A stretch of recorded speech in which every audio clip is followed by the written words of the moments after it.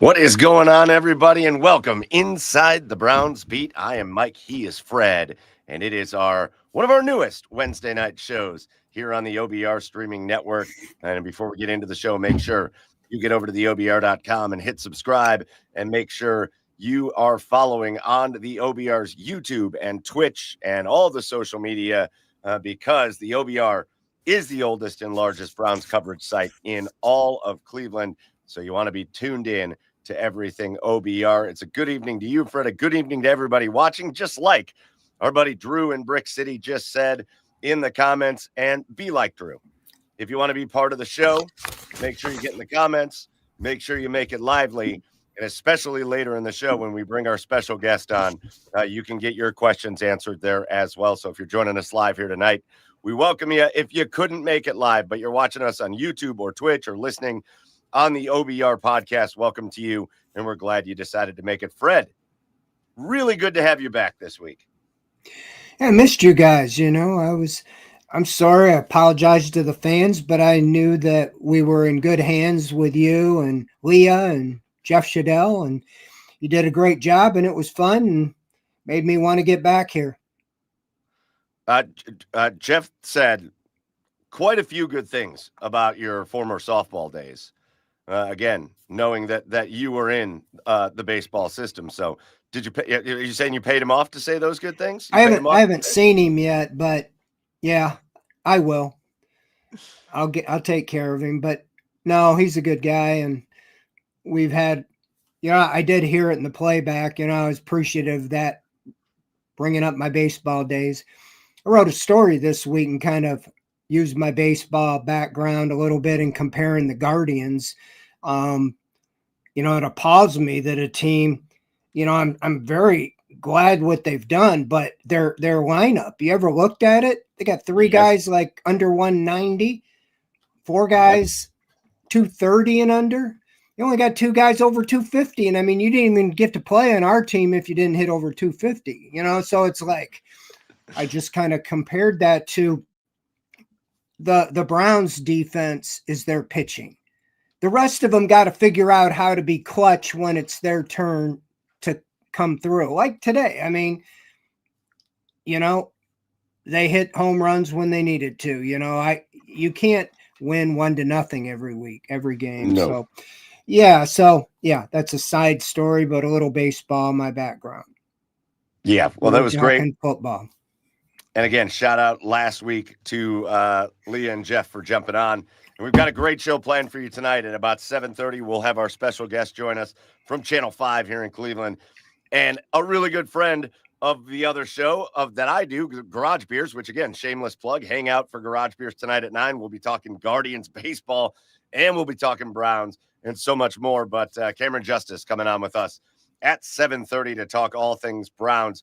Especially at that time, we'll talk about kind of the news of the week. And I know there's big news of the week, but you're going to have to just kind of hold on a minute before we get to that. And we'll look ahead to the game in London. Drew wants to know, Fred, if you're going to London. You didn't get the call. You're not making your way overseas, Fred. I am not. I'm sitting this one out.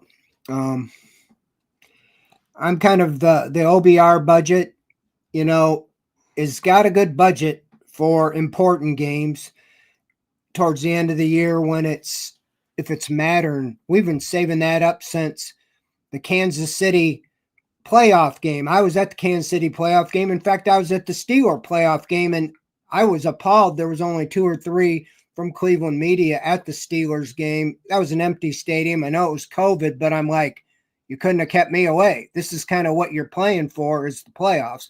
But yeah, I was at all the playoff games they've had, not many.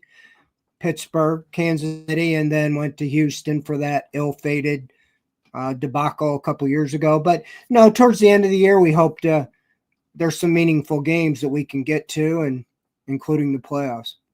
Yeah, look for those live hits from Fred when we get to those. But again, the key word there is meaningful, and the Browns did not take a step towards meaningful this last week in a game that, Fred, very similar to the Packers game, and any given Sunday is a true thing in the NFL. But pretty much nobody picked the Cleveland Browns to beat the Detroit Lions. But this week, the outcome of the game was much more similar to what everybody thought it was going to be. The Browns go to Detroit, lose 34-10. Another anemic performance by the offense. Again, another solid, hope-filled outing by Quinshon Judkins, but the passing game can't get going. The offensive line still struggling just to kind of keep things clean for Joe Flacco, and the Cleveland Browns get beat up 34-10. Fred, as you're coming off your vacation, getting back into the swing of things, just talk about that game and talk about your impressions coming off the Packers game. Did you have any hope that they were going to look better than they looked in that game, or did that kind of go the way you thought it was going to? Well, I feel like the recipe is how they played the Packers game. Keep the game close, hope you win at the end. Even like the Bengals, the defense plays very strong. I mean, you held a great Packers team that's some talked about making the Super Bowl to 10 points. Of the 4 games, that's a game that I missed, because we took that vacation that was planned by others for me. But I'll just throw that dig in there. But anyway, no, I thought it was very similar to the Ravens game. If you just looked at the box score, you go, they got blown out again. Well, they did get blown out again when you look at the score, but 24 of those 34 points were directly the result of the offense, turnovers, and special teams. 17 points were scored off of the two interceptions and the fumble, return or strip sack fumble, and then the punt return, 65-yard punt return. You look back at the Ravens game, same thing. They gave up 41 points total, but 24 were interception returns, scoop and score fumble. And, it's a sad thing because I talked about this over and over, thinking the best path for the Browns to win this year was get that defense back to number 1. And right now they are currently number 1. But the offense just holding their side of the deal. Last year, the first 7 games the defense played well enough to win 5 of those 7. If you look at all things considered there, but the offense was historically bad under Deshaun Watson those first 7 games. And they were 1-6. The season spiraled out of control. Sooner or later, the defense is going to let down, and they did last year. You just hope that doesn't happen this year. And I think that's part, of some of the decisions they're making for this London week. So, no, it's very simple. You played 4 games. You lost the turnover ratio 3 games. You lost those 3 games. You won the turnover ratio 1 game. You won that game. I know once in a while that it goes the other way, but they studied, the turnover ratio, and it's like 78.3% teams lose when they lose the turnover battle. So that's pretty much the indicator. You got to take care of the ball. And the one thing Joe Flacco was in there for, to be that veteran with experience, 18 years, and to keep them in games. Let the defense play their thing and just not turn the ball over, make mistakes that lead to your demise. And they weren't all his fault. But again, last week he had 3 key turnovers that led to 17 points. Yeah, Fred, that's clearly the thing that should have stood out to everybody. And again, you see 34-10 and you wonder, oh man, were the Lions able to kind of shred through the Browns defense? And the answer is a resounding no. They had 5 scoring drives in that game, only one of which was more than 50 yards. The only drive that ended with points for the Lions that was more than 50 yards was the one that really the Browns defense kind of gave them a drive with penalties, defensive holding. You had the tripping on Grant Delpit. And eventually, I think it was Jahmyr Gibbs scored on that drive. And that was a 65-yard touchdown drive for the Lions. Otherwise, though, the Lions scoring drives were 16 yards, 5 yards, 44 yards, 20 yards. And then, like you said, they had the punt return for a touchdown. So, again, That's eerily reminiscent to what we were seeing out of the Cleveland Browns last year, where, especially in the first several games, the defense was out there holding it down. You look at statistics from this game and the Cleveland Browns, you would look and say that's pretty even statistics outside of the turnovers and outside of the bad special teams play. They're just not equipped for that, Fred. They're not equipped to be able to put the other team in advantageous situations and still find a way to come out. Eventually, no matter how good your defense is, if you're only making teams drive 5 yards, 20 yards, 16 yards to score, you're going to be losing pretty much all of your football games. And that was the case this week. Yeah, there's no question, and that's like I said, their margin for error is very small. And when you are putting it up on a platter, scores for the other team, that's just not gonna, that's the end of it. That's the demise. And, and the silver lining is Quinshon Judkins. Everybody knows he's going to get the ball.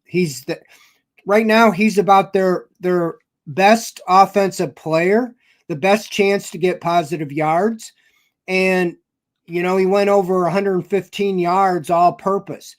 If your receivers can't catch the ball, get him the ball on passes or find a way for Sampson, to get him the ball in space and just run between the tackles and continue churn yardage, and then get your passing game going with the quick outs to the backs, if you can't get the protection you need. So I think that's some of the thinking as well going into, this week is try to jumpstart the offense, because, last year we harped on it all off season. They were dead last in the NFL, 15.2 points a game. They're 31st right now at 14.0 points a game. They're actually scoring a point a game less than they did last year. So it doesn't really matter who's playing if you don't score points. The defense is going to have to throw shutouts week after week, and that doesn't happen in the NFL. So, I hear this coach speak for now 6 years. We got to play better. We got to coach better. We got to do better. It's like time to actually do better. Figure it out. Find a way. Like the Guardians find ways. You look at that lineup and you say, there is no way they're going to beat anybody. But somehow they get a sacrifice bunt, or they get a walk-off hit by pitch with a 220 hitter to clinch a playoff berth. That was so them the other night. And I'm just saying the Browns find ways to lose. And until they find ways to start winning those games, we're going to see a lot of the same results. What needs to happen there? Like, I think about this a lot, because I think, and every time when we do Garage Beers and we're lucky enough to get some general managers on, it's always the question I ask is, when you have, let's say, a team like the Cleveland Browns, and losing has just become part of the culture for the Cleveland Browns for 3 decades, basically. It's just been part of the culture for the Browns. And then you look across and you compare it to other teams in the city like the Cleveland Guardians that don't have a lot of the advantages that the Cleveland Browns do, just as far as the support, the ownership, the investment, all that stuff. But it seems in their DNA is ingrained, just somehow they find a way to win. So, Fred, you've been around the game a long time. How do you, you could sit and talk about, they need to add this guy, they need to add that guy, they need to focus on this position group, they need to focus on that position group, they need a better coach, they need this and that.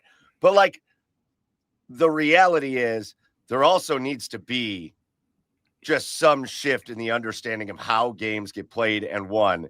And where does that come from, Fred? Because right now it feels like no matter what they do, it all just amounts to the same kind of losing that happens in Cleveland year after year.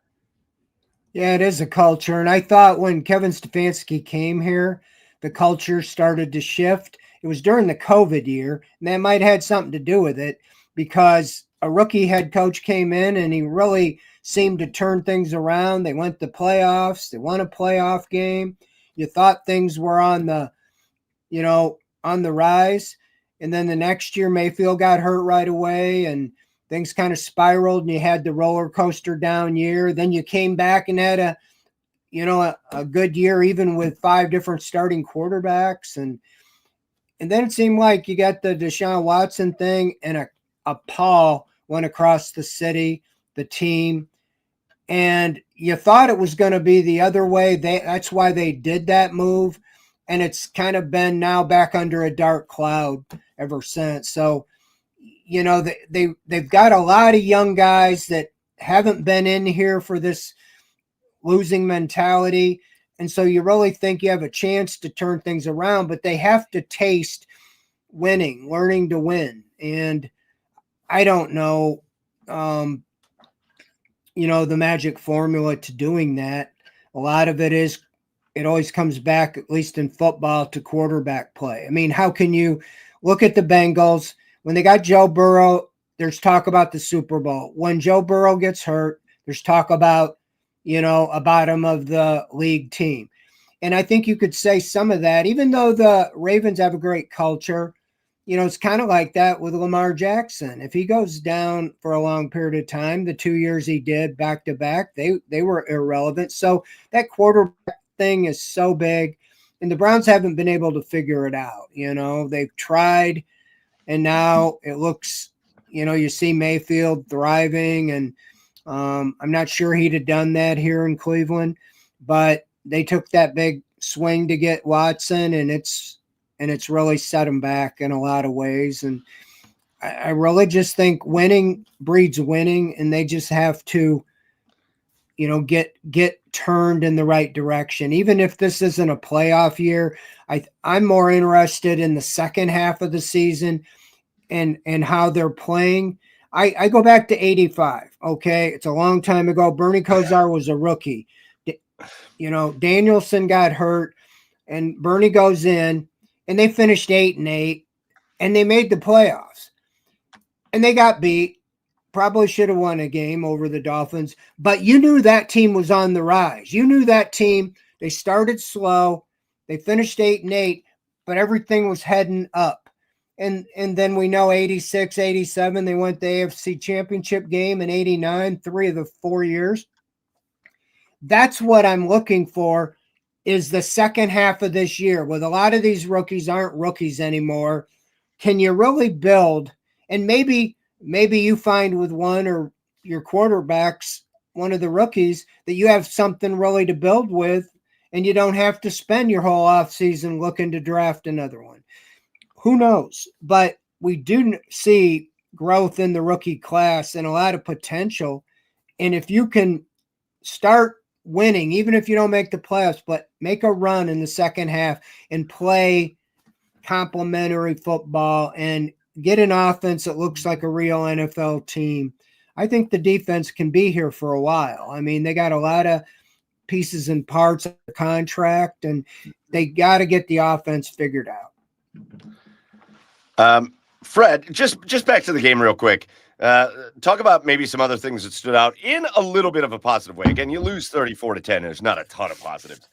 But a little bit more involvement in the passing game for wide receiver Isaiah Bond. Again, it seemed like there was an effort to get him out there making plays again.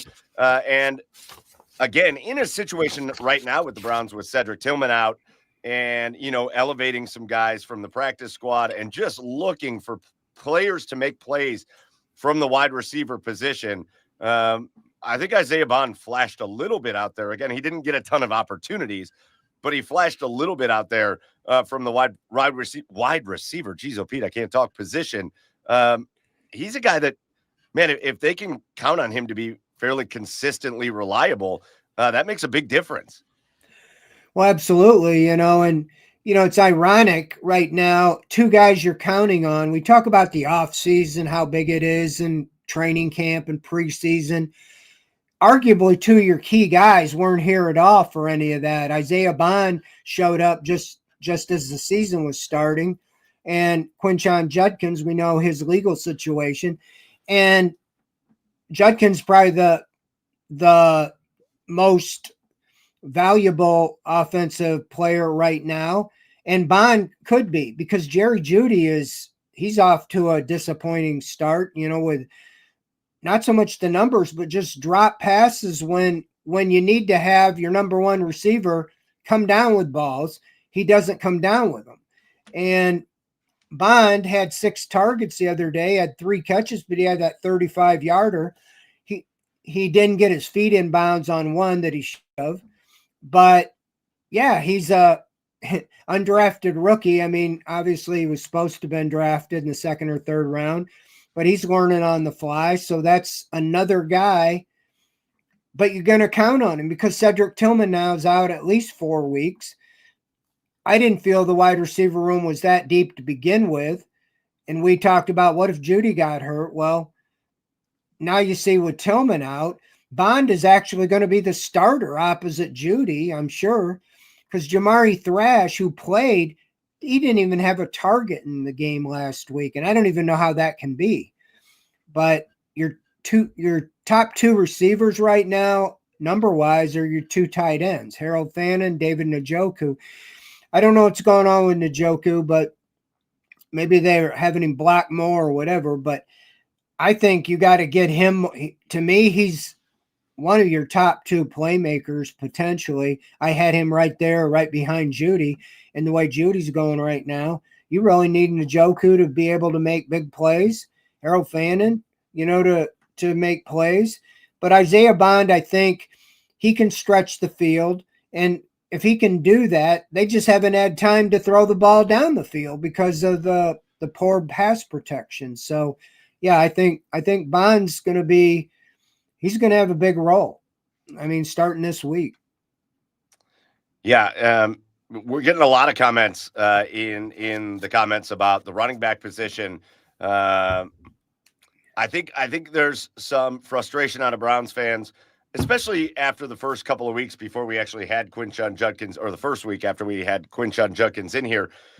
You had Dylan Sampson show that he could be a bit of a playmaker. Raheem Sanders getting signed from Seattle after they cut him. Another rookie showing that, I mean, he scored a touchdown when he showed up in his first week. And a guy that flashed a little bit. And yet the Browns continue to put Jerome Ford out there, who, when he has the ball, isn't really making anything happen. And it's very evident to watch when you watch Quinshon Judkins run the ball, and then you watch Jerome Ford run the ball, that it's just not the same kind and level of talent. But there seems to be this thing that keeps coming back, Fred, with Jerome Ford, that, yeah, he's struggling running the ball. He's not really getting involved in the passing game, but he's good in pass protection. And I feel like every time I bring up Jerome Ford's name, that's what I hear is, yeah, but he's good in pass protection. And again, maybe that is valued a little bit higher this year because of the struggles the offensive line has had. But how far, Fred, can it take you? How far can they let this pass protection only thing go with Jerome Ford when you appear to have 3 rookie running backs that have been able to make some plays in their short time?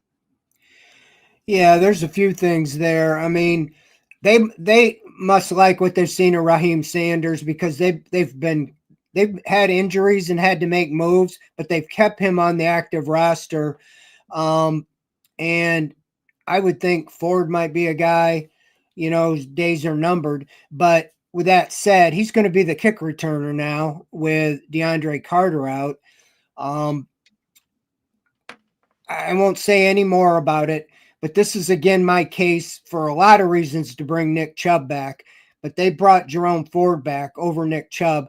Nick Chubb was a better pass blocker than Jerome Ford, and he had a nose for the goal line, short yardage back as well. But that's here nor there. But as far as Ford, yeah, I agree. I mean, I think Sampson isn't getting out there as much. I saw a couple plays when he was in on pass protection, and he looked like a matador. He didn't even barely touch the guy, and that contributed to sacks, in the, I don't know if it was the Ravens game or a couple of the early games. So he's got to figure out how to at least slow the rusher down, or they'll know that he's only out there to catch passes. So, yeah, with that said, yeah, I agree. I think that's why Judkins is getting the ball even in passing situations because he can block and then go out for the pass. But Jerome Ford, I know they got him listed as their primary kick returner now. That for whatever reason, they've run with him the last 3 years and are comfortable with it. But I do think your future is more Dylan Sampson. You got to get him up to speed. And if not him, Sanders, see if he can block and go out for passes or whatever either. But as long as Judkins is doing it, that's where I just think you feature him as any way you can. If you can have him run 20 times a game and throw 4 or 5 passes to him a game, just take him out when he needs a breather, because right now you haven't seen a complimentary back. Because when Ford comes in, yeah, he had 1 carry the other day for -1 yard. I mean, Judkins had a couple no gains, but he didn't have any negative runs. So, that's all you got to say there.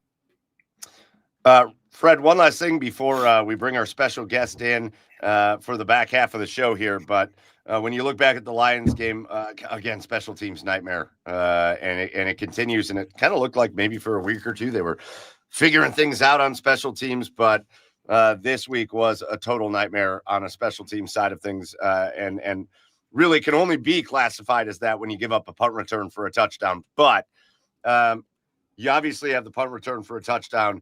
You have a Schmidt miss kick, which, I think it gets, in my opinion, in your head, Fred, I'm going to ask you this question. What's the yardage at which you go, good effort out of the kicker, but if he doesn't make it, I'm not going to be real upset about it? Because they had Schmidt go out there for a 55, 56 yarder, and he had plenty of leg on it. It was wild, but he pulled it off to the left. And there's part of me, I feel like we're spoiled in the NFL now in 2025, that just feels like a routine kick for most kickers, 55, 56 yards. But really, it's still kind of an unheard of distance for the vast majority of time this game has ever been played. So when you see a guy go out and miss a 55, 56 yarder, do you find yourself kind of upset that he missed it? Or do you go, man, gave it a good effort. That's a long distance. Just make sure you're making your kicks inside that 50-yard mark. Well, I fault the coaches or the offense for not going instead of playing for field goals. Sometimes I feel they play for field goals instead of touchdowns. And if I remember right, there was a false start or some penalty or a sack or a holding or something. Instead of it being like around 49 or 50, ended up having to be 55, 56. And if you look at that ball, it faded right at the end, kind of like your hook on your drives, in golf. Where it was going. Don't be telling people about my hook, Fred. Don't be telling people. And then, it goes around the corner nice. But when it's trying to go through the goalpost, it costs you 3 points. So I can't get too upset. I mean, it used to be if you made a 50-yarder, it was like you were a hero. Now it's like in place, and you got to make 60, or you're not considered a great kicker. And the one thing that wasn't a dome, perfect environment, other than the noise. So I'm not upset with him. I mean, you can't count and play for a 56-yard field goal, but I can, be upset with the special teams play is that Mike Prefer was fired, and it wasn't immediately. It was when Bubba Ventrone was available. Kevin Stefanski then fired Prefer to go get the great Bubba Ventrone. And I like him a lot. He played here and stuff, but how can you have a blocked punt, which cost you a game contributing, and then a punt return when I never see the Browns getting any kick returns or punt returns? They did block the field goal that saved them the game against the Packers. So I give credit there, but I just think those are game-changing deals when neither the offense or the defense, but a special teams put 7 points on the board. That's just unacceptable. Well, again, the Cleveland Browns, after their first 4 weeks, 1-3, and I think the concern now becomes more and more the fact that they just have looked in a couple of these games like the team that we saw last year that only won 3 games all year. Again, we are in, at least now, we are 2/3 of the way through what we were all talking about as the gauntlet of the first 6 weeks of the season. That gauntlet continues this week against a, in my opinion, beatable Minnesota Vikings team, but it's going to happen in London as the team on their way over there. And we're going to talk about it. We're going to talk about the news of the week, and we've kind of avoided it so we can bring our special guest in to do it. Big, huge news this week and other things going down. Plus, we'll talk about the game against the Minnesota Vikings, and we're going to do it all with our special guest. We'll bring her in right now from WEWS Channel 5 here in Cleveland. I've talked to her a whole bunch of times on Garage Beers. We're really excited to have her on the first time here on Inside the Browns Beat. Cameron Justice, welcome Inside the Browns Beat. I'm so excited to be here. Thank you so much. And Fred, thanks for inviting me, first of all. I saw everyone else talking, and they're like, everyone's getting on. I was like, oh, is Fred going to ask me to be on Inside the Browns Beat? I can't wait. Well, that's a good problem to have. You know, I enjoy our room. We have a lot of good people out there. And yeah, it's fun to do this. And, you know, I was thinking about that today. I don't know if you remember, but 2016 to 19, or whenever it was, those 4 years when LeBron came back, we started a Wine and Gold report because we knew they were going to be good. And I went to every game. It was me and Hayden Grove. And I was at a game sitting up in my spot, and this young lady, good-looking young lady, sitting next to me. We get talking. It was Cam. And you were, I think, still at Akron or doing, is that you were just finishing up or something?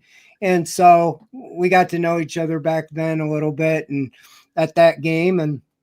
And so that was fun. And I wanted to ask you how, just to kind of share, we like to do this with the guests. You know, most of the time we get invited to be on these shows and it's just straight football, you know, or whatever. And is it yes, no, answer questions. We like to let people get to know you a little bit. Talk about your journey, how you got to where you're at now. It's been a fast rise for you. Yeah, it feels like it was like slow because it feels like it was forever ago, but it was pretty quick. So, you know, I started at the University of Akron. I had changed my major so many times. It felt like I was a graphic design major, and then I realized I can't do physical art, so I needed to change that. So that wasn't going to be my major anymore. And I was like, okay, what else? And I thought, okay, I'll be a forensic anthropologist, like bones. Yeah. And then my professor told me that there were 7 working forensic anthropology jobs in the country. And I said, well, that's not realistic. So I was like, what do I love to do that doesn't feel like work? And I've always loved sports. I grew up in Akron and Cleveland, and like all my birthdays were at Cleveland Indians games, and I grew up watching the Browns. And there was a moment there where there wasn't a team to date me, to show you how old I am. And then there was a team again. And so, and obviously the Cavs, have just always loved the Cavs. And so I thought, let me do this. Maybe I could do that. Maybe I could talk about sports for a living. And I switched my major to media, started doing the radio station at the University of Akron, WZIP, and the TV station ZTV. Got us credentialed for Cavs. That's where I met you, Fred, during that coverage. We were going to, it was the LeBron era, and I'm covering the Cavaliers with LeBron James on the team. And then going to we got the first round, so the Boston Celtics playoff series, and I'm covering that as a college student, and it just felt really cool. And then from that moment, after switching my major to that, it's just like all the doors kind of opened up, and it just felt like, okay, this is where I'm supposed to be. It took a couple jobs. Obviously, I worked at Taco Bell for 9 years through high school, through college. Still love Taco Bell. I worked at Rubber City Radio doing country, WQMX doing country radio overnights, weekends, doing street team for WONE, the rock station. And then I interned at Fox Sports Ohio. And then when I was doing the overnights at Rubber City Radio, WQMX, I was working that overnight shift, and I was going through LinkedIn and looking at jobs, and I applied for a News 5 part-time digital content producer role. Didn't think I was going to get it. I got it.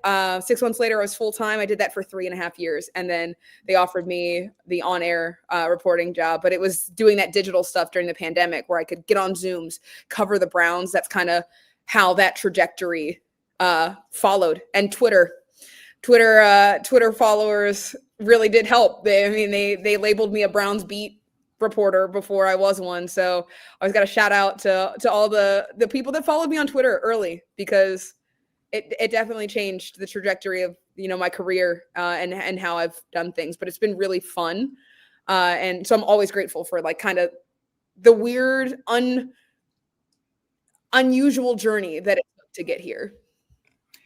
Well, it's, I like that. I'm just smiling when you're talking because, people that watch this, very relatable, that you are a kid from Akron, and I know you put that on your bio, and, that your dreams can come true. This isn't, some pie in the sky thing. Those are real realities, working at Taco Bell and different things. But I know you work extremely hard. I see you out there doing interviews, one-on-ones, and, all the time, to do what we have to do on a daily basis. And I know you have more responsibilities when you get away from the Browns. So it's just good to hear your story. And, now as we kind of segue into what's going on with this team, what do you think? I was right off the top here. What do you think about this move? I mean, do you think this was the thing to do, to move to Dillon Gabriel after 4 games, or just give your thoughts? Yeah, I do. I didn't think that at first at the start of the season. I knew this was inevitable. Like this, we all knew that this was inevitable, that Joe Flacco would start and that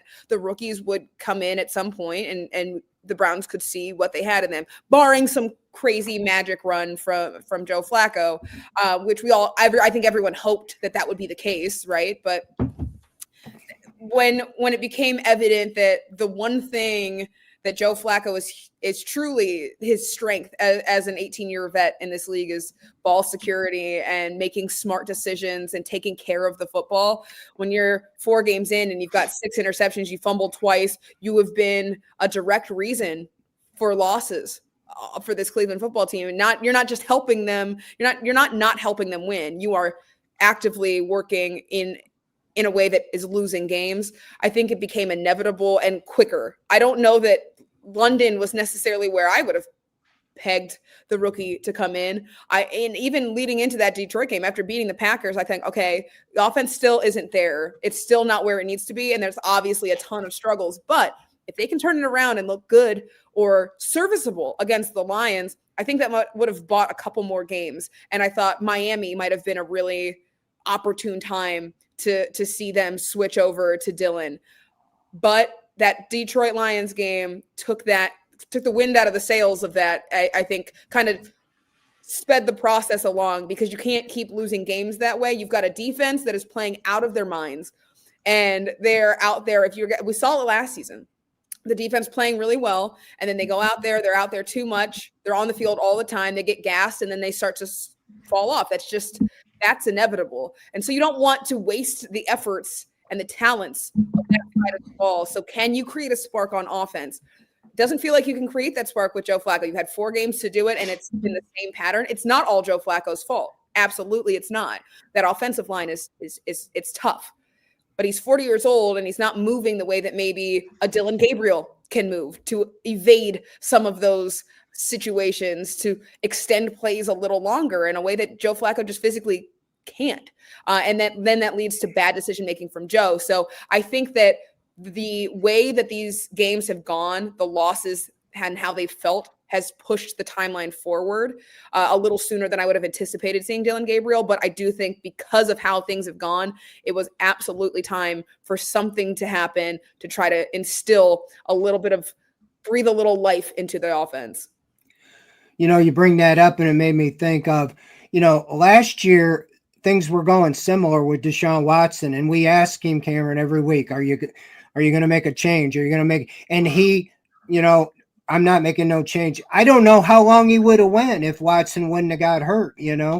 7 weeks, and we saw worse efforts than what we've seen even to some point this year, and yet Kevin is slow to make a change. But he made this change, and I was thinking about that too. I felt like getting through the Pittsburgh game, because I've seen so many rookies get thrown out there before they were ready and they get ruined. And I don't know if anything's worse than a house of horrors in Pittsburgh. You've been over there. They put on Renegade and things just go crazy. And guys like Ducky Hodges beats the Browns, and you wonder how in the world they haven't won 21 regular season games over there. But I thought about London, but then you think about, well, London though is kind of neutral. I don't know if this is going to be a jam-packed Vikings crowd over there or booing, and maybe this wouldn't be that bad. But I'm winning over a little bit because he has started 63 games in the college. He hasn't done it in the NFL, but he's a pretty cool customer. I mean, we've been around him since day one. He seems like he's ready. He said today he's ready for this moment. We'll see. But maybe they wanted to get that out of the way because Pittsburgh's next week. The last thing I'll say before I get back to you is that as I was thinking about this, I think this is more about them thinking this season's the division, so to say, is still in play. Yeah. And they can't let it get out of the hand because they see Joe Burrow out basically for the season, the Bengals in a free fall. Who knows with the Ravens, 1-3. And if Lamar's out for a while, they're probably not going to go anywhere. And the Steelers, of all of them, look to be, they're the hot one now, but they look like they have the least upside going into the season as to the Bengals and the Ravens. So I think the Browns are saying, we have a chance here to seize the moment. Let's go with it. See if we can get the offense a spark with Dillon Gabriel. I think you're absolutely right there. I think this division is wide open. I mean, for the past several years, you look at the Steelers, and I've said I think it's the coaching. It's Mike Tomlin. I think it's a little bit of dumb luck too that they've just not been on the basement. Like I feel like as a team, they've compiled this roster that feels like it should be in the basement of the AFC North so often, and somehow they find ways to overcome things that don't make sense on paper, and they win games, and they don't end up there. They'll work their way up to the top. So I think that was one of this year. It's like, okay, what's Aaron Rodgers going to do? But aside from that, I think that every facet of the Steelers over the past couple of years has gotten worse on paper, but they still are able to go out and get wins. And I think that is, but in the position they are, that also leaves them susceptible to losses. It leaves them susceptible to being able to overcome them. And I think the Bengals, obviously, we know where they're at. We know what's happening. They were already, their strength was Joe Burrow. With no Joe Burrow, there's no strength. And the Ravens, like you said, could be in a free fall. We don't know what happens right now. This season has not gone the way that we thought it would start for them. They thought it would start for them. And then Lamar Jackson out of the mix changes a ton. And so, yeah, I think absolutely. If you can capitalize and take advantage, that's the ultimate goal. They're obviously trying to work through who their quarterback is going to be. If they have the guy, if they what they need to do in the future. So that's a big part of figuring out the next steps, putting your rookies in there to see the talent you have, evaluate them. Can they bring you success moving forward? But if you are in a position, strike while the iron's hot. Try to get ahead of this. Try to get those wins stacked up, because this part of the schedule, as we get into this is the easier part. You've gone through much of the hard part. Like so much of that schedule was front loaded. And so now, I mean, if you can get Dillon Gabriel rolling and find success with him, you can win games. And if the division looks like it does now, you can absolutely put yourself in contention to be fighting for that top spot in the AFC North. But it's, can you find success? And I think that Sunday is maybe as unfair as it is to a rookie to kind of put that on Dillon Gabriel. I do think you said he's a cool cat. He's ready for it. I don't think he's stressed about it. And even if it doesn't go quite the way that he wants, I do think that he would be able to rebound, bounce back, and we would be able to see more of what he's able to provide in the following weeks once he composes himself. We saw it in the preseason. The first game, not great. Second game, looked great. So I think that Dylan Gabriel has that kind of personality that sets him up for that kind of success and allows him to carry that kind of weight this early in the season with this daunting task ahead of him of being 1-3 and going international and then your division rival and then back at home for the first time. I think that he's got the personality to be able to handle that pretty well. Cameron, Fred, I find myself consistently wondering why I don't get worked up about things that people get worked up about. And one of the things that I just keep hearing about this decision, now you could talk to me about the task that is the Vikings defense, because they have a very good defense in Minnesota, and they've showed it already this year. But I just can't stop myself from wondering why so many people are making such a big deal about the London thing. Are you sure you want to start him in London? Or, the time change. I'm like, these guys are NFL players. They're traveling West Coast, East Coast. They are used to this. Plus, didn't they leave today? Yeah. I thought they left after practice today, right? Yeah, they just recently. They're leaving now, yeah. Yeah, you're going to fly overnight. You're going to wake up in the morning in London. You're going to be totally acclimated because it's not really all that much different than going over to the West Coast. Than flying over to London. Are they talking about this in the building? Is this like, do you get a feeling that there was like some level of concern that the young quarterback is going to struggle in London? I don't know why so many people are worked up about this. No, I think the only disadvantage that they face is that Minnesota's been over there because they played in Ireland. So they don't have to travel overseas. They had that extra, like we were able to acclimate extra a little bit longer to the time change. But I mean, they do this. It's part of travel. These guys have traveled before. I mean, Dylan did say he's never been to London. He's never been out of the country. So, but he's from Hawaii. Like the time change from Hawaii to here. There you go. There's a time change. Like that's just the reality of the NFL, of being a guy that's not even from here and traveling home and back. Like you get used to a time change. That's not his biggest concern, in my opinion. I don't think it's a concern at all, to be honest with you. Yeah, I don't think it's as big a deal as fans want to make of it. I think more than anything is just thinking starting a game on the road. And like when you're starting on the road, this is really more of a neutral site. So I don't think you're going to have that pounding dome in Minnesota, where it was like in Detroit and that type of environment. So that's why I was thinking this is a little less hostile as it will be in Pittsburgh. And, and this kind of gives him a chance to get his feet wet, maybe get some success and so forth. I wanted to ask you, Cam, we hear Kevin, we've heard him for 5-6 years, I have to coach better. We have to play better. It's all being better. We're all going to be better in that. But then he made a quarterback change, that was his answer on everything. I just found that kind of a little bit of being ironic, that it was like, well, what does that, then why are you changing quarterbacks, when you're not blaming the quarterback? Well, it's not just one person, Fred. It's everybody. Kevin is the king of coach talk, 100%. I think that we've learned, I think, Fred, you would agree that we've learned that you kind of have to analyze the coach speak to find out a little bit more about what is being said. You got to read between the lines a little bit.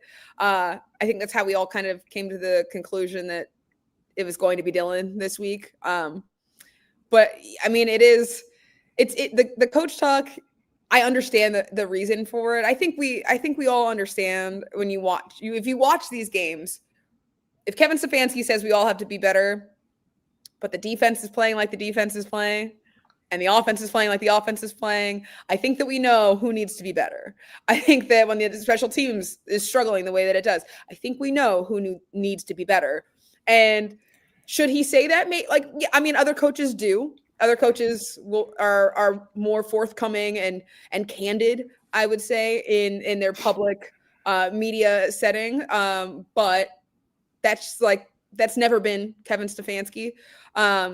So I take it all with a grain of salt. I think that's where we come into play, Fred. That's where we have to read between the lines. You have to read the stitches on the fastball. And what I will say this, Kevin will not lie. So when he will not answer the question, that means he doesn't want to throw somebody under the bus. He will never throw a player under the bus, and to his credit. And so he won't come out and say, I'm not making a change if he's thinking about making a change. Mhm. So that's exactly right. And that's just the way it is and so forth. But it's it will be interesting. What do you think the pathway to a win this week would be? What will it take for them to come away from a win in London, to get a win in London? Well, I heard you guys talking earlier and about the turnover margin and ratio. That's it. I think that's the biggest key. The Vikings can take the ball away. Will Dillon Gabriel give the ball away? That's the key. Can he be smart with his decisions, not feel flustered, not make reckless throws, and just take care of the football? You know that the Browns defense has a very good chance of looking like they have in the past 4 weeks. They are who they are. And so if the Browns defense is dominant, as they have been to start this season, and you can just take care of the football. Against the Lions, 10 points. The Browns defense held the Lions to 10 points on their own accord. 10. The Detroit Lions. We know how explosive the Detroit Lions offense is. Yep. So for them to be able to hold them off the way that they have, to be able to diminish the run game of Derrick Henry and Josh Jacobs, Chase Brown, to be able to overcome that, I think the defense is going to put the Browns in a really good position. And what they haven't done in these first 4 weeks has complimentary football, as they like to say. They haven't given anything back to the defense. The offense has not given anything back to the defense. And I think this is that time. If you can just take care of the ball, get the ball moving a little. Quinshon Judkins can help that run game. You get that run game going with Quinshon. And now the big key, I think, to me too, is that tackle situation, what that looks like in London. They've obviously added pieces. They've got new guys here. Will they be able to make their debuts? Will they be able to be more productive than the tackles that we've seen before with the loss of DeJuan Jones and Jack Conklin dealing with injury? Can they be productive? Can they help protect the quarterback, keep that pocket alive for a little longer, really just accomplish their assignments? Because it's been a big problem. The assignments have been missed, like straight up missed. So I do think if they can just competent football, it doesn't have to be perfect, doesn't have to be explosive, doesn't have to be electric. It can just be competent offense. I think that the Browns have a very good chance of winning this game because their defense puts them in that position week in and week out. Just the bare minimum, like truly just that. And I think that could lead to a win in London. What do you think about the wide receiver room? I wasn't too excited about it. And then they had 2 guys go down this week. What do you think? Who's going to emerge out of this group? Yeah, it was tough. I asked that question all summer. Like, are you okay with the depth in this room, or is this going to be enough for you guys? And they were all very confident that it would be. And then you have injuries, and it's already kind of been a struggling room. I don't think you can feel great about the wide receiver room, just because they've lost 2 guys now. One's more of a returner, but like Cedric Tillman was wide receiver too. Whether or not his production has been enough, same with Jerry Jeudy. Has it been enough? No, and they'll tell you that they need to do more. I do think who could emerge. It's an easy say, but Gage Larvadain has just been so good in training camp. I think that he could be a really strong slot guy that gets those catches. He comes down with it. Sure, he's got the potential to help create some momentum on the offense. I like Malachi Corley. I like that they went out and got him. And so we haven't seen like a ton from him just because the opportunity hasn't presented itself. But I liked when they got him. I thought, okay, like there's potential there. Obviously, we've seen some of that potential. It just hasn't really unlocked it. It needs some consistency. I would like to see how those two might be able to complement things and step up. But Gage is a guy that we saw it in training camp, and training camp is training camp, but he's shown to me that he can be, and especially with Dillon Gabriel under center, a rookie that was like their big connection. It was Dillon and Shedeur hitting Gage Larvadain, and he was helping them along. I think that Dylan Gabriel has that rookie connection with them from rookie minicamp, from training camp, from all summer long. That could be really big. That could be huge for both of them, for Gage to do well and for Dylan to feel comfortable out there. Cameron and Fred, while we're on the wide receiver room, I do want to ask you what you're hearing, what you're seeing. We know there's frustration with Jerry Jeudy. It's kind of spilling over with the fans as he's dropping a lot of passes and not contributing in huge ways. I will say this. If you look at Jerry Jeudy's numbers through this point of last season, they're very similar to Jerry Jeudy through this point of this season. And then he really kind of took off. We know he's had some issues. We had Jeff Shadell on last week, and he talked about, I'm going to call it the Shadell special, where he asked a question that really irked Jerry Jeudy, and Jerry told him to go watch the film. But when you hear Jerry Jeudy talking, he's got to be the guy. Like we could talk about all these. We're sitting here talking about Gage Larvidan, who, God, if you can get anything out of him, it's great. But he is a practice squad, undrafted, no expectations kind of guy. Malachi Corley has shown some good things in the past, but you don't know what you're going to get out of him. Isaiah Bond would have been probably second-day draft pick this year, but then all the issues. But we're sitting here talking about all of these other guys, but the fact of the matter is, Cameron, Fred, the guy has to be Jerry Jeudy. He has to be Jerry Jeudy. So coming off another game where he didn't have a very big performance, what are you hearing out of Jerry? I don't know if he's still snapping at people in the locker room, or is this a situation kind of like last year when the quarterback changed over and he started to mesh? Last year it was Jameis Winston. He started to mesh with him, and all of a sudden Jerry Jeudy took off. Is that it? Can we have expectations for that for Jerry this year? Who wants to take it? Fred, you want to go? Go ahead.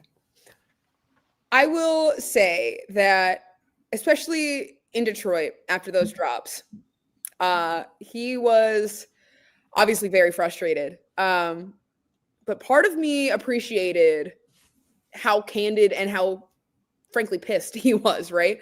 And it was all about him. It wasn't the comments, that Cam Ward made where he's frustrated with the team. It's the comments of he's frustrated with himself. That kind of accountability is huge. You need to hear that from him. It doesn't change anything. You still have to catch the ball. He didn't catch the ball in those big moments, but for him to take that blame, that responsibility, and say, I have to be better. I'm wide receiver one. I am a leader on this team. I have to make that catch. He said it killed momentum. It could have been a 17-20 game, 20-20 game. Like we could have been right there in it if I would have scored, but I didn't.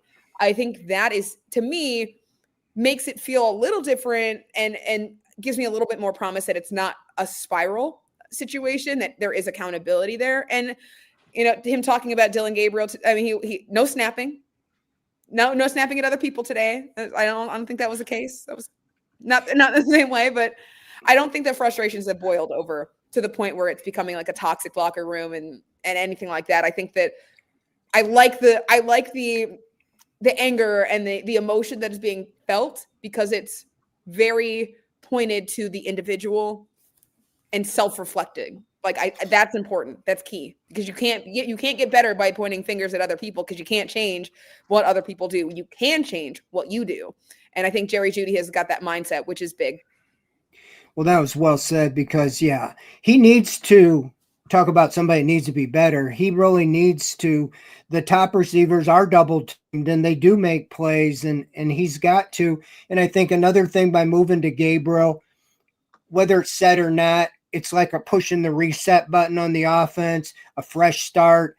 And like you said, last year, Jeudy and Tillman and even Elijah Moore all took off when Jameis Winston. It's like I questioned if any of those guys were any good. And then all of a sudden they're getting 8-9 catches as soon as they change quarterbacks from Watson. You're going, okay, there is something there. And so, maybe this would unlock Jeudy. They need that for sure because they got to have more than one dimension on this offense, and the vertical game is his game. That's where it really took off is when Winston was able to find him down the seam, down the field, and they haven't been able to do that at all this year. Cameron, really quick before we let you out of here, I have a couple quick hitters that I think we'd be remiss if we didn't talk about.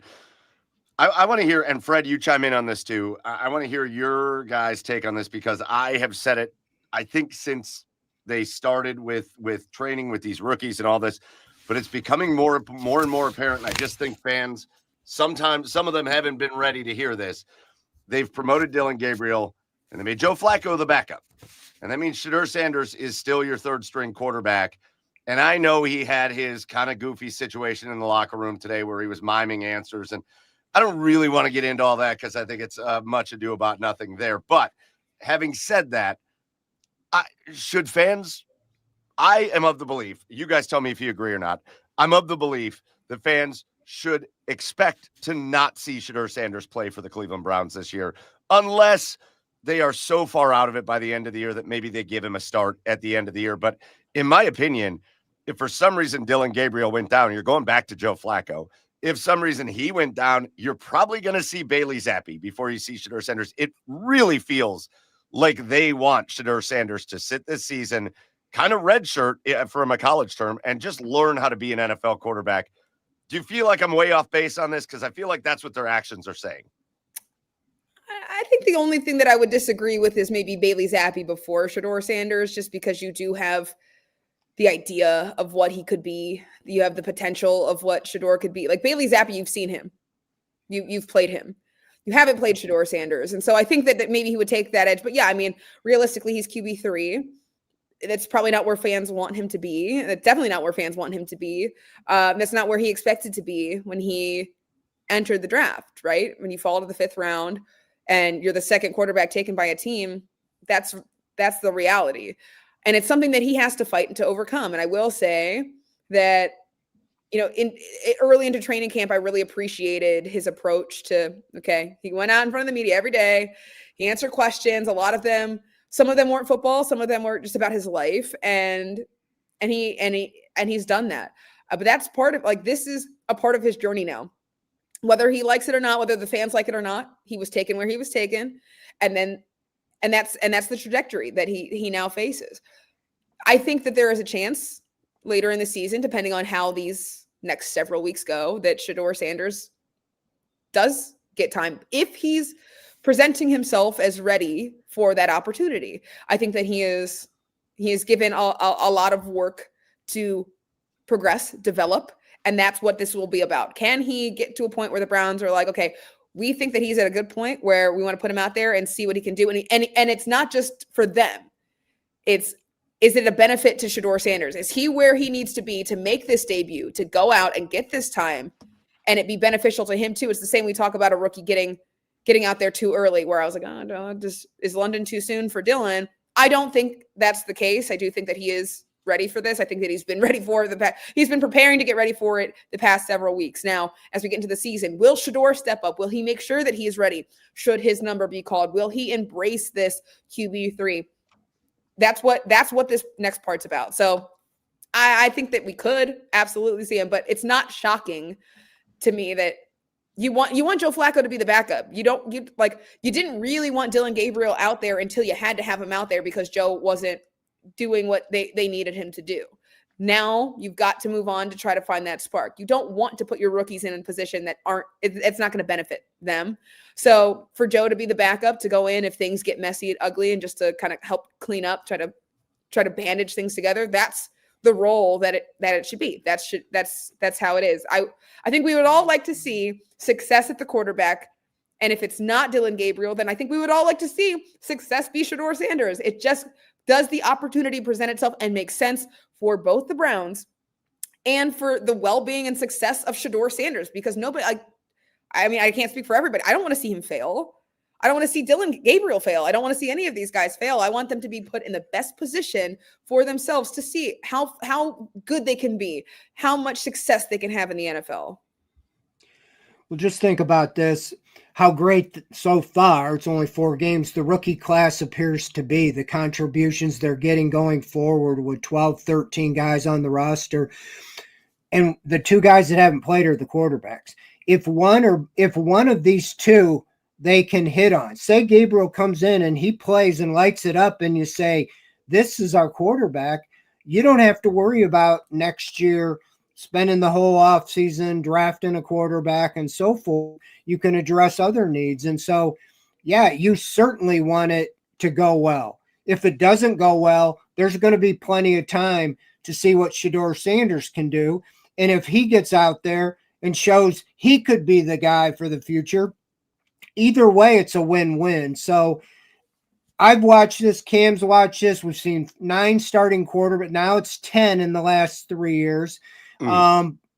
So anything can happen, but I would expect you probably will see at least the 3 that are currently on the roster in Shedeur Sanders at some point, unless this team just takes off and doesn't look back and goes great guns, and there's no injury to Gabriel.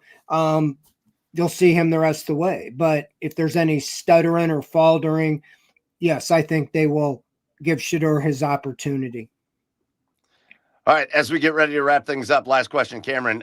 You're not in London currently. You're not over there. You're not on the plane with the team. If you were, though, if you were going to London, what's the first thing you do when you got there? Ooh, you know what? It's crazy.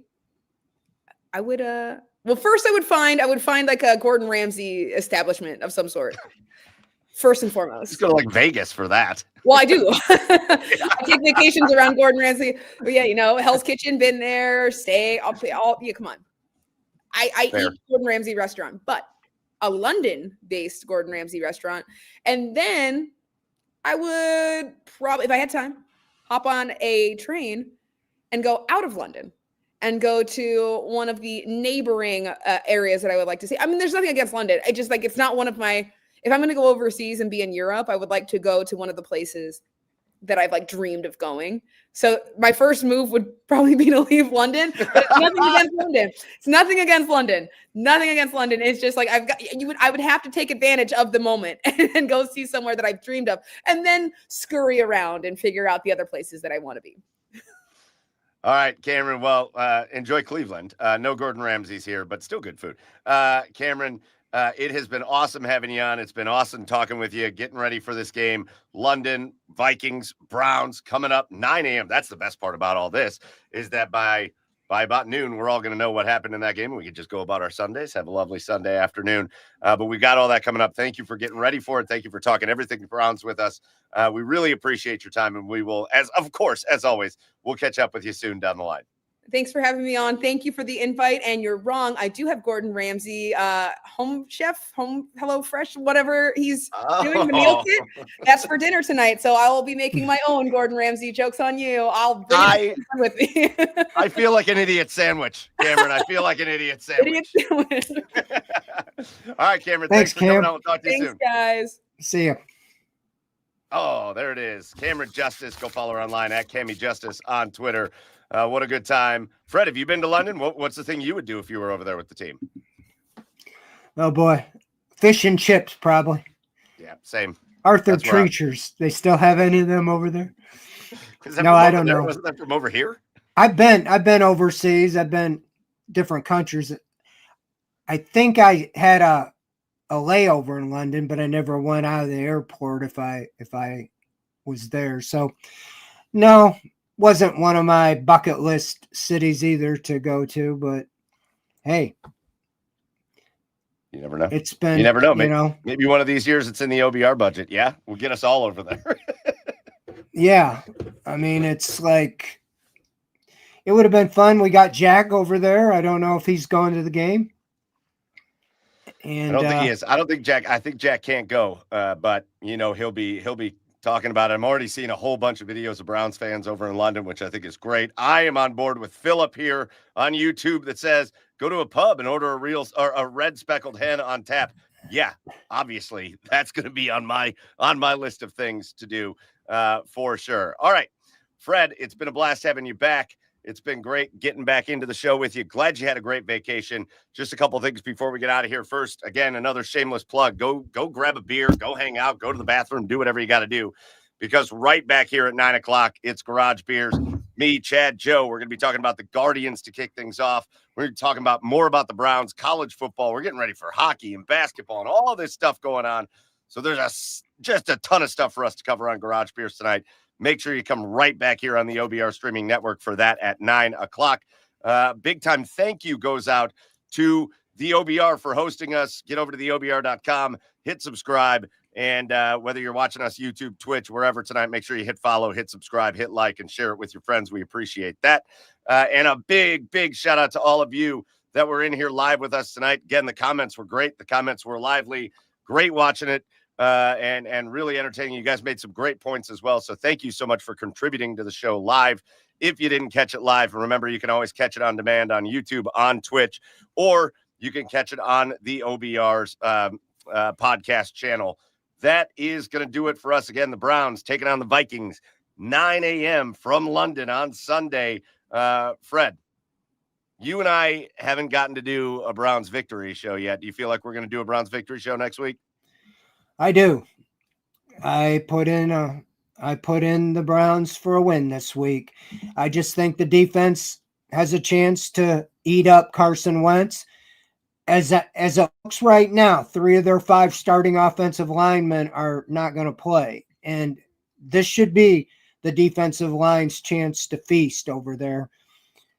And as long as Dylan Gabriel, if he could get the Jackson Dart boost, like the Giants won when they started a rookie, that would go a long way for the Browns. Get them to 2 and 3. They're right there, and coming back, playing the Steelers, and then you have a chance. Who knows what'll happen? But I just think this is a great chance for them to get a win.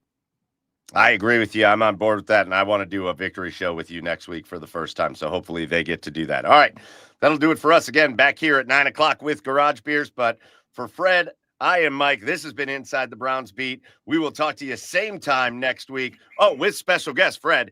We like to give out our special guest next week. Our special guest, drum roll, please.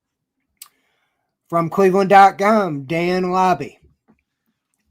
Dan Lobby on for the first time. So join us with Dan Lobby next week here on Inside the Browns Beat. Until then, thanks for joining us tonight. And as always, go Browns. Thanks, everybody.